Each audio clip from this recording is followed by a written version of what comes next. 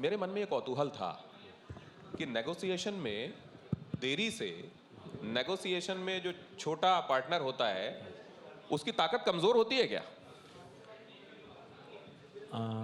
देखिए, हमारे जो एनडीए की जितने हमारे बड़े भाई डॉक्टर संजय निषाद जी भी मेरे साथ बैठे हुए हैं, हम दोनों लोगों की जो सीटें फाइनल हुई हैं उसमें थोड़ा समय इसलिए लगा है क्योंकि हम सारे पहलुओं को देख करके उस पर विचार करके तब फिर हम एक एक सीट पे निर्णय कर रहे थे।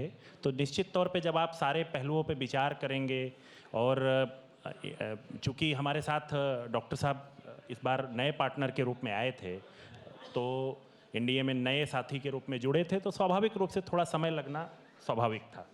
तो एक बात और बता दीजिए कि जब आप लोग मिलते हैं, बैठते हैं, तो सीट शेयरिंग पर ही चर्चा होती है या आरक्षण घोटाले की जो बात होती रही या जातीय जनगणना की जो बात है, इन सब मुद्दों पर भी कभी चर्चा होती है इस दौरान?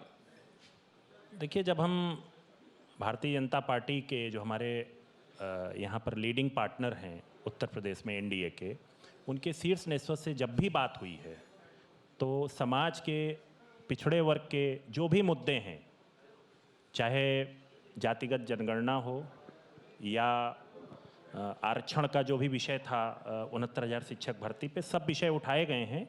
और मैं बहुत आपको विश्वास के साथ ये बात बताना चाहता हूँ कि भारतीय जनता पार्टी का जो शीर्ष नेतृत्व है वो इन विषयों को बड़ी मजबूती के साथ समय समय पर एड्रेस करने का भी प्रयास करता रहा है। डॉक्टर निषाद, अब ये ज़रा आप भी बता दीजिए कि कहते हैं लोग कि स्टेक से ही तय होता है कि उस फ्रेटर्निटी का या उस बिरादरी का जिसकी राजनीति हो रही है उसका कितना भला होगा। आप कितना बड़ा स्टेक मांगने वाले हैं? देखिए, पहले तो निर्बल इंडियन शोषित हमारा आमदल जिस मुद्दे, जिस विषयों के लिए, जिस विचारधारा के लिए आई है कि इस देश को 578 जातियों के ऊपर क्रिमिनल कास्ट घोषित किया था अंग्रेजों ने, उन्होंने कानून बनाकर उजाड़ा था और पहला इस देश में आयोग बना था जिसका नाम है अंथा 7 अंग्यार criminal tribes act inquiry committee. उस कमेटी की रिपोर्ट को पिछली सरकारों ने कूड़ेदान में डाल दिया। उस कमेटी का रिपोर्ट लागू हो कि किस तरीके से पिछली देश में ब्रिटिश चाहे वो मुगल हो, मैं थोड़ा सरल कर देता हूं उसको पूरा हो जाने दें डॉक्टर साहब, कि उसे वह लागू हो जाए। वह उसी के लागू कराने में जो भी शीर्ष नेतृत्व तो भारतीय जनता पार्टी एनडीए के साथ हैं, वही लागू कराने के लिए हमेशा चर्चाएं चलती है। उसके लिए सदन में जाना आवश्यक है, इसलिए जो सीटें निर्धारित है निश्चित रूप से उसमें निषाद पार्टी जाएगी। डॉक्टर साहब, आप डेप्यूटी सीएम बनेंगे क्या? बनना चाहते हैं? आपकी बिरादरी के लोग चाहते हैं कि आप डेप्यूटी सीएम बने? देखिए, कोई भी पार्टी का जो राष्ट्रीय अध्यक्ष होता है, उस पार्टी का एक एजेंडा होता है, उसको लागू कराने के लिए विधानसभा में पहुंचना आवश्यक है और उस विधानसभा में पहुंचकर उसे नेतृत्व करके उस मुद्दे को उठाने। हम लोगों का नहीं, हम लोगों की पार्टी का एक ही सपना है। 70 साल से सताए गए हैं, इनके साथ धोखेबाजी अन्याय हुआ, इनकी 2 जून की रोटी, कपड़े, मकान सब छीने गए हैं, इनके संवैधानिक जो व्यवस्था थी उसमें इनका हनन हुआ है। आज इस देश को आज़ाद कराने में इनकी भूमिका रही है, लेकिन आज के दिन में विकास की मुख्य धारा से कोसों दूर रहे। इन्हें ये सब वापस हो जाए, इनके लिए वह हमारे लोगों की सोच है, हम लोगों के सपने हैं। ये जो आप बातें कह रहे हैं, ओपी राजभर, अरुण राजभर बैठे हुए हैं, ओपी राजभर साहब कहते हैं कि डॉक्टर साहब का सामाजिक न्याय, बाप बेटा एमएलसी एमपी, ये एक लाइन में डॉक्टर संजय निषाद का सामाजिक न्याय है।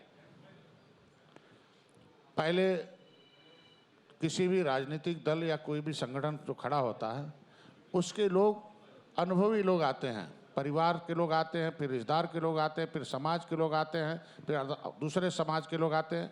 धीरे धीरे सभी लोग आते हैं जिनको उस उद्देश्य की पूर्ति के लिए, जिनके मन में एक सोच होती है, उस सोच को पूरा करने के लिए उस सोच के लोग आते हैं। रहा बात एमपी और एमएलसी, तो 70 साल से तो हम लोग सभी, कोई ऐसी पार्टी नहीं होगी जिसको बटन दबा के उनको एमपी एमएलए ने बनाया गया हो। अगर उन्हें बनाया गया और एक एमपी बन गए इंजीनियर प्रवीण निषाद, एक एमएलसी बन गए डॉक्टर संजय, तो इतना दर्द हो रहा है। मेरा समाज कितना दर्द झेल रहा होगा 70 साल से कि जिसे बनाया हो उन्होंने उल्टा कलम चलाया हो। आज एग्जीक्यूटिव कमेटी में यहाँ मेरे वहाँ एक समिति है, अकेले व्यक्ति कुछ नहीं करता, समूह में काम होते हैं। तो मेरे यहाँ समूह से निर्णय होता है और समूह के लोग निर्णय लिए।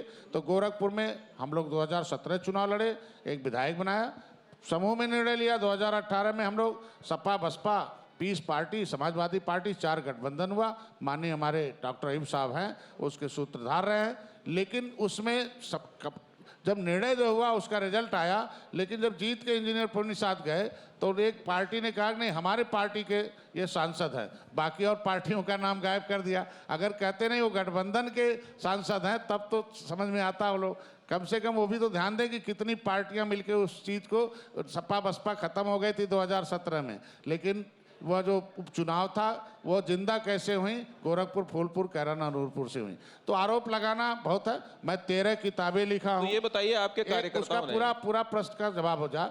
मैंने 13 किताबें ली है, समाज के साथ मैंने संघर्ष किया है, उनके लिए त्याग किया है, मैंने खोज किया, प्रमाणिक दस्तावेज इकट्ठे किए, इनके लिए आंदोलन किया है, इनके लिए इतिहास बताया। मैंने एक अखाड़े के पहलवान तैयार किया हूँ, बहुत ट्रेनर रहा हूँ। तो राज्यपाल ने मनोनीत किया है, ऐसा नहीं कि किसी ने हमें उठा के रख दिया और दस्तखत करके। अगर उस राज्यपाल ने किया, भारतीय जनता पार्टी, तो उनको मैं बधाई, तो मेरा समाज उन्हें बधाई देता कि 70 साल से बहुत बिरादरी के MLC हुए, लेकिन कभी निषाद के बेटे को कोई मनोनीत तो नहीं किया, कभी नजर तो नहीं डाला कि उनके भी कुछ कृत्य होंगे, उनके भी कोई काम होंगे देश में। एक बड़ी आबादी है, लोगों का सहयोग बन रहा। तो इसलिए मैं इस पर आपका जो भी क्वेश्चन होगा आगे जवाब देता रहूँ। कोरोना धर्म नहीं देखता, जात नहीं देखता, अमीर गरीब ऊंच नीच नहीं देखता। कोरोना सिर्फ मौका देखता है, लेकिन आप उसे मौका मत दीजिए। बस इतना कीजिए, जब कभी दफ्तर से, बाजार से घर लौटिए तो इतना ख्याल जरूर रखिए कहीं आपके साथ कोरोना आपके घर तो नहीं जा रहा। भूलिए मत, कोरोना अभी जिंदा है।